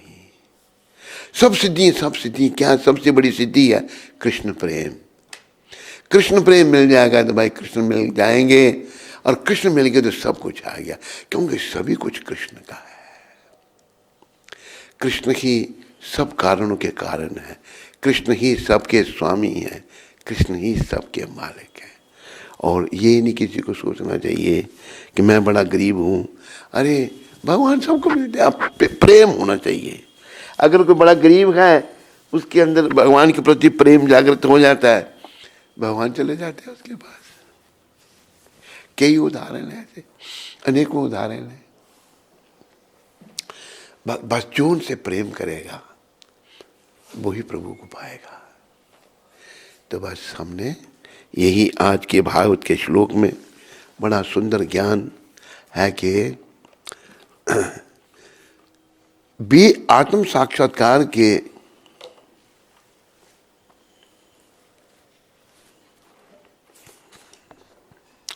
पूर्ण रूपेण भूल चुके हैं हम कलयुग के लोग। आत्म साक्षात्कार के मार्ग को बिल्कुल भूल चुके हैं, आत्म साक्षात्कार को पूर्ण रूपे न भूल चुके हैं। पागलपन से वशीभूत बेचिक कहते हैं कि आत्म साक्षात्कार की कोई आवश्यकता नहीं है। ऐसे लोग जो हैं कहते हैं कोई जरूरत नहीं आत्म साक्षात्कार की। क्यों आवश्यकता नहीं है? क्योंकि हमने नरकों में जाना है, आत्म साक्षात्कार किया भगवान मिलेंगे, कोई आवश्यकता नहीं। क्योंकि वे यह नहीं समझते कि यह संक्षिप्त जीवन आत्म साक्षात्कार की विशाल यात्रा का एक क्षण मात्र है। आत्म साक्षात्कार की जो विशाल यात्रा है एक क्षण मात्र है। हमने उस यात्रा में चलना है। इस युग के सभी विशाल यात्रा का एक क्षण मात्र है। समुची शिक्षा पद्धति इंद्रिय तृप्ति की ओर उन्मुख है। पद्धति शिक्षा क्या है? इंद्रियों का तर्पण। और यदि कोई विद्वान इस पर थोड़ा भी सोचे तो वह देखेगा कि इस युग के सभी बच्चों को जानबूझकर तथाकथित शिक्षा रूपी बद्धशालाएं, शिक्षा रूपी बद्धशालाओं में भेजा जाता है। बद्ध प्रभुपाद ने ये शब्द कहे हैं, आजकल के स्कूल कॉलेज कसाई खाने, बद्धशाला मतलब कसाई खाना। बच्चे अच्छे भले घरों से जाते हैं, गुंडे बदमाश बन के आते हैं। घरों से थोड़ा माँ बाप थोड़ा सा करते हैं, स्कूलों में ये हालत बद्धशालाएं प्रभुपाद कहते हैं। ये बात बड़े विचार ने की है। प्रभुपाद ने तथाकथित ये जो शिक्षा है, जानबूझकर तथाकथित शिक्षा रूपी बद्धशालाओं में भेजा जा रहा है। अतः विद्वान पुरुष को इस युग के प्रति सचेष्ट रहना है। और यदि वे इस भयंकर कलियुग रूपी समुद्र को पार करना चाहते हैं तो उन्हें नैमिषारण्य के ऋषियों के पद चिन्हों का अनुसरण करना चाहिए। नैमिषारण्य के ऋषियों का पद चिन्ह क्या? उन्होंने सूत गोस्वामी को कहा कि हमें भागवत सुना हुआ ताकि हम कलियुग के प्रभाव से हम बच सकें। पद चिन्हों का अनुसरण करना चाहिए। और श्रील सूत गोस्वामी या उनके प्रमाणिक प्रतिनिधि, सूत गोस्वामी या उनके प्रमाणिक प्रतिनिधि हमारे गुरुदेव प्रभुपाद हैं, को नाव के कर्णधार के रूप में स्वीकार करना चाहिए। कर्णधार मतलब कैप्टन, नाव के कैप्टन के रूप में स्वीकार करना चाहिए। वह नाव श्रीमद् भागवतम या श्रीमद् भगवद गीता के रूप में भगवान श्री कृष्ण का संदेश ही है। वो नाव जो है भागवत और भगवद गीता भगवान श्री कृष्ण का संदेश है। तो आप कृपा करके सब समझो और जीवन को सफल करो। जीवन की सफलता इसी में है।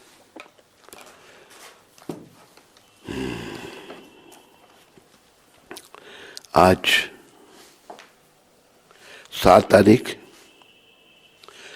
तारीख को प्रभुपाद जी ने ये शब्द हवाई, अमेरिका में की जगह है, वहां कहे थे। तो क्या कह रहे हैं प्रभुपाद हवाई में? आध्यात्मिक चिंता का अर्थ है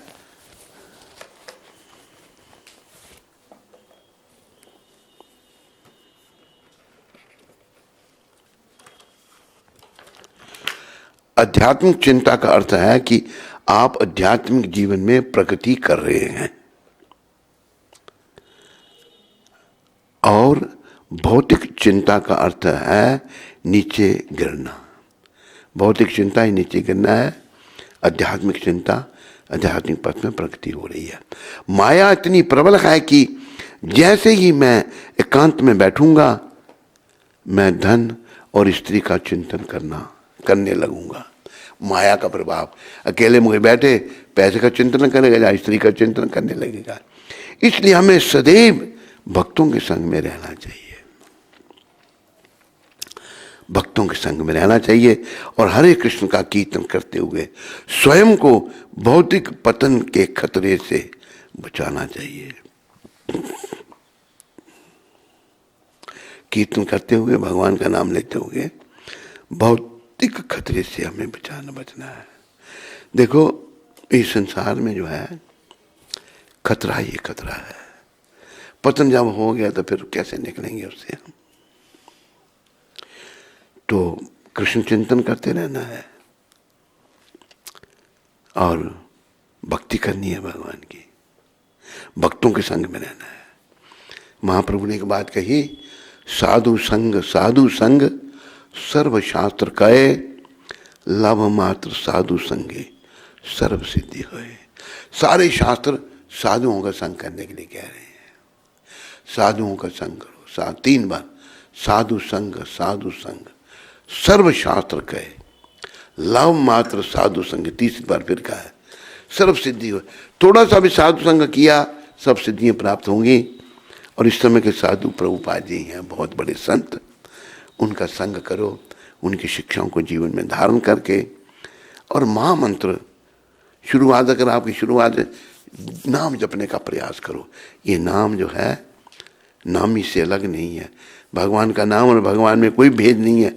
ये जपते रहेंगे आप जब, तो धीरे धीरे जो है, क्योंकि पहले हम में अपराध बढ़े हैं, दोष बढ़े हैं, पर नाम प्रभुपाद कहते हैं लेते रहना है, धीरे धीरे अपराध घटेंगे और हम आगे बढ़ेंगे।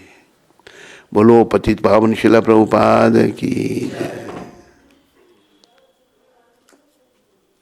बड़ी सुंदर शिक्षाएं प्रभुपाद जी दे रहे हैं हमारे कल्याण के लिए, और ये हम पर है कल।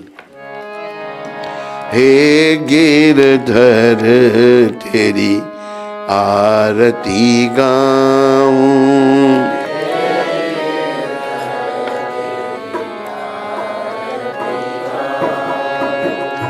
मोर मुकुट तेरे शीस पे सोहे,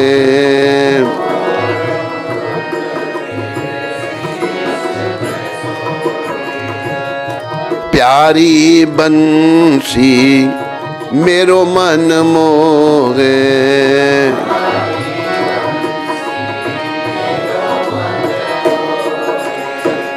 देख छवि बलिहारी मैं जाऊं,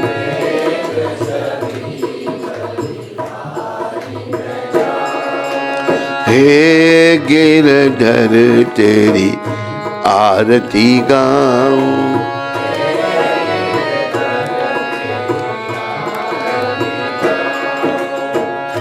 चरणों से निकली है गंगा प्यारी,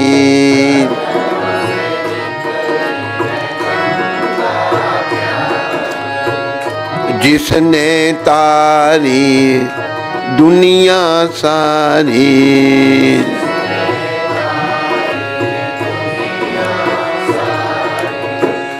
उन चरणों में शीश झुकाऊं,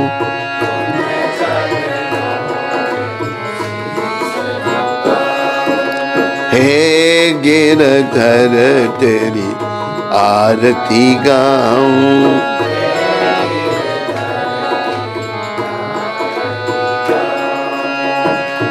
संग सोहे वृष बानु दुलारी,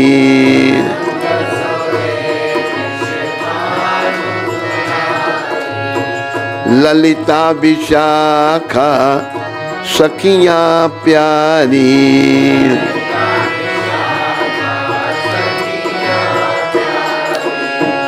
युगल छवि के दर्शन पाऊं,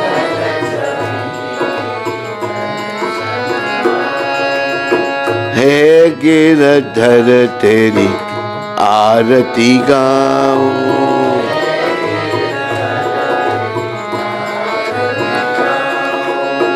व्यासदास के नाथ आप हो,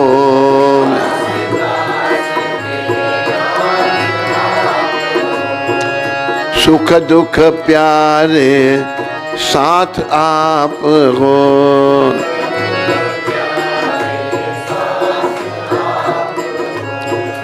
वास सदा वृंदावन पाऊं।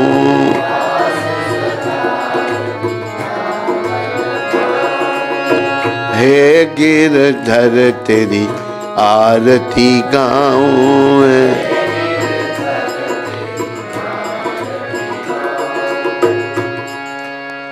बोलो राधा गिरधर भगवान की जय। ओम विष्णुपाद परमहंस परिव्राजकाचार्य स्तोत्र सचरी श्रीशिला भक्ति वेदांत गोस्वामी महाराज श्रीला प्रभुपाद की जय। जय ओम विष्णुपाद परमहंस परिव्राजकाचार्य अष्टोत्र सचरी श्रीशिला भक्ति सिद्धांत सरस्वती ठाकुर महाराज प्रभुपाद की जय। इस्कान बीवीटी संस्थापकाचार्य कृष्ण कृपा में श्रीला प्रभुपाद की जय। अनंत कोटि वैष्णविंद की जय। नामाचार्य श्री हरदास ठाकुर की जय। प्रेम से कहो श्री कृष्ण चैतन्य प्रभु नित्यानंद श्री अद्वैत गदाधर श्रीवासदि गौर भक्तविंद की जय। श्री श्री गौर राधा कृष्ण गो गोपीनाथ श्याम कुंड राधा कुंड गिरी गोवर्धन की जय।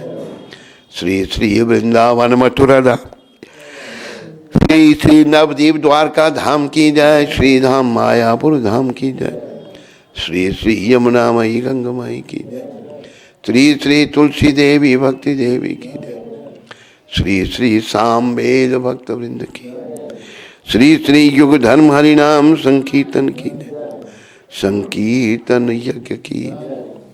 हमारे प्यारे गुरुदेव पूरी दुनिया में हरि नाम का सनातन धर्म का प्रचार करने वाले अति दयालु परम कृपालु पतित पावन शिला प्रभुपाद की जय। पतित पावन शिला प्रभुपाद दिव्य पुस्तक वितरण की जय। निताय गौर प्रेमानंदी बोलो अति दिव्य वृंदावन धाम की जय। बोलो कृष्ण बलराम की जय। ललिता विशाखा राधे श्याम की जय। बोलो निताय गौर सुंदर भगवान की। बोलो अद्वैताचार्य गदाधर श्रीवास ठाकुर की। निताय गौर प्रेमानंदी। निताय गौर प्रेमानंदी। सब भक्तों की जय जयकार हो। सब भक्तों की जय जयकार हो। गुरु और गौरांग की जय जयकार। अच्छा जो लेके होंगे वापस कर दिए। कहाँ भेजा? अच्छा ठीक इसको उठा। हाँ भाई। जानकी जीवन प्रभु और नंदी मुखी माता वैंकूवर से। हाँ हरे कृष्ण महाराज जी, दंडवत प्रणाम। महाराज जी आप कहते हैं कि भक्त बनो। हम सो कॉल्ड भक्त भी बन गए हैं। माला कंठी पहन ली है, जप करते हैं, दीक्षा भी ले ली है, पर प्योरिटी नहीं आ रही। आप डेली शिक्षा देते हैं पर शिक्षाएं उतरती नहीं हैं। कोई ऐसे टिप्स दीजिए कि हम यह भौतिक संसार छोड़ पाएं। ऐसा है नंदी मुखी माता और जानकी जीवन जी। बिटिया की शादी करो और वृंदावन आ जाओ। यहाँ के निवास करो, धाम में निवास करो, सत्संग करो। तो ऐसा करने से धीरे धीरे मन में शुद्धि आएगी, एकदम नहीं आएगी। पता नहीं कितने जन्मों से हम भटक रहे हैं, क्या क्या शरीर बदले हमने। तो प्रयास करो, क्योंकि देखो कनाडा का जो वातावरण है ना, वो भक्ति के लिए बिल्कुल अनुकूल नहीं है, प्रतिकूल है। विदेशों का वातावरण जो है अनुकूल नहीं है भक्ति के लिए, प्रतिकूल है। तो अगर आप वाकई वास्तव में भी चाहते हैं, हिम्मत करो। बिटिया की शादी आपने वृंदावन में करनी है, शादी करके यहाँ वास करो, मन को हटाओ। क्योंकि समय सैकड़ों साल किसी के पास नहीं है, थोड़ा समय है। थोड़े समय में बड़ा लंबा सफर तय करना है, हमने धाम में जाना है। तो आप अच्छी आत्मा हैं और अच्छे बनो, ताकि अंते नारायण स्मृति हो जाए, अंत में भगवान का नाम जीवा पर आ जाए।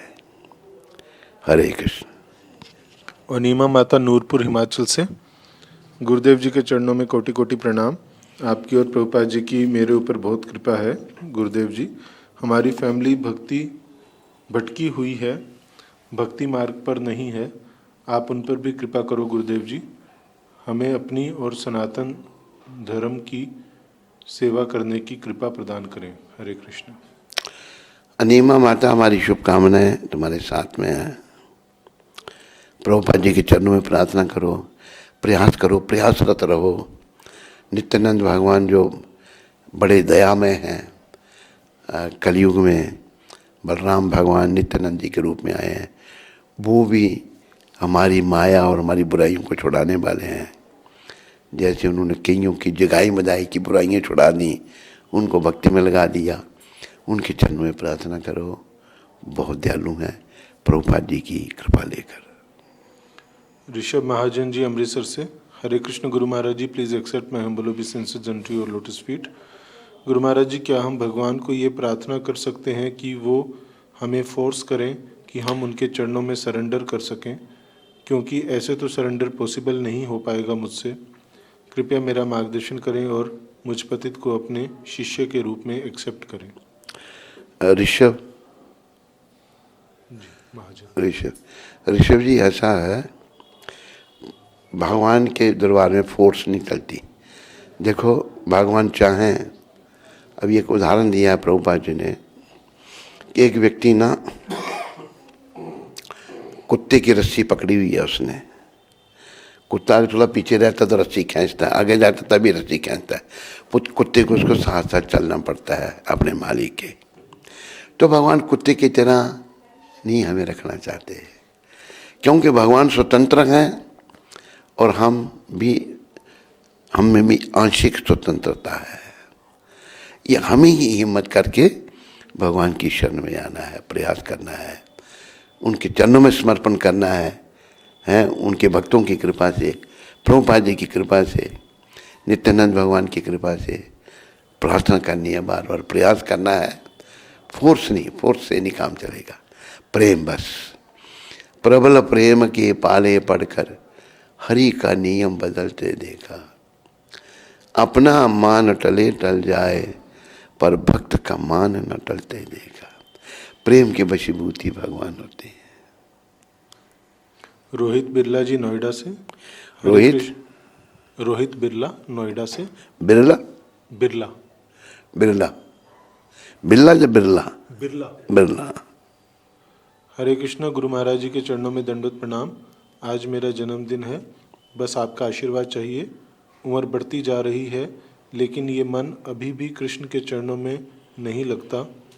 इस पतित पर कृपया कीजिए कि ये मन विषय विकारों से बाहर आए और कृष्ण के चरणों में लगे। और आज का प्रसाद इनकी तरफ से है। रोहित जी, इनका जन्मदिन है। रोहित जी नहीं, रोहित बिरला जी जन्मदिन के इस शुभ अवसर पर आपके प्रति बहुत बहुत शुभकामनाएं आपके लिए।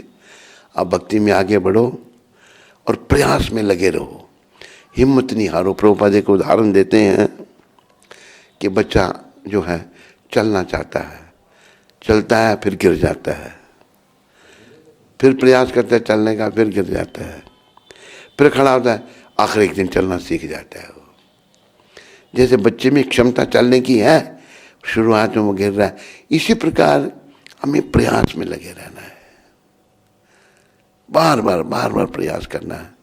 तो धीरे धीरे प्रभुपाद कहते थे कि आदमी को आध्यात्मिक जीवन में बड़ा सब्र होना चाहिए, पेशेंस होनी चाहिए, पंक्चुअलिटी होनी चाहिए, रेगुलरिटी होनी चाहिए, सहनशीलता होनी चाहिए। ये चीज़ें लानी है, एकदम कुछ नहीं। ये लाने का प्रयास करेंगे तो धीरे धीरे ये चीज़ें आएंगी। ग्रेजुअल प्रोसेस है ये। राधिका माता दिल्ली से। हरे कृष्णा गुरु महाराज जी। राधिका वही माता, आस्था मेहता। आस्था माता। मेरे आध्यात्मिक पिताश्री के अति पावन चरण कमलों में इस पतित बेटी का कोटि कोटि दंडवत प्रणाम। आज मेरा जन्मदिन है, कृपया करके आशीर्वाद दीजिए कि मैं अंतिम क्षण तक आपको दिए वचनों का पालन कर सकूं। कृपया कीजिए कि मेरा जीव लोभा और परापेक्षा समाप्त हो सके।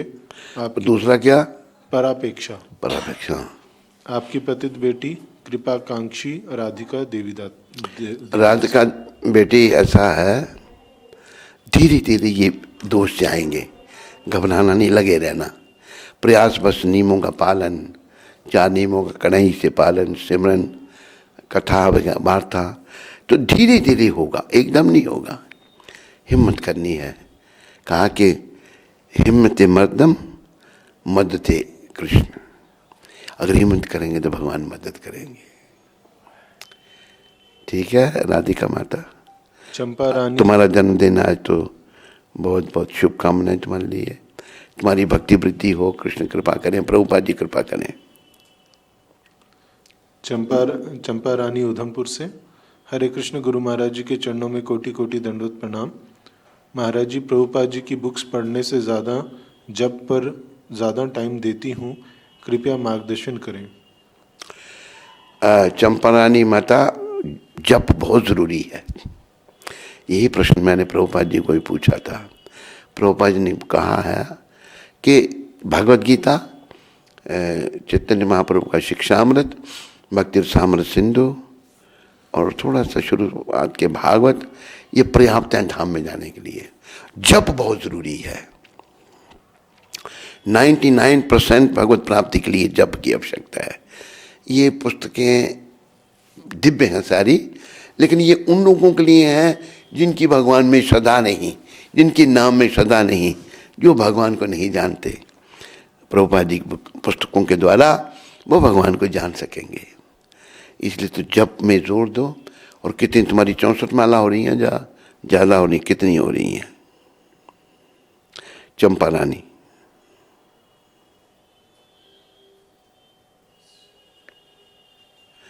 यहां तो नहीं किसी को कोई प्रश्न।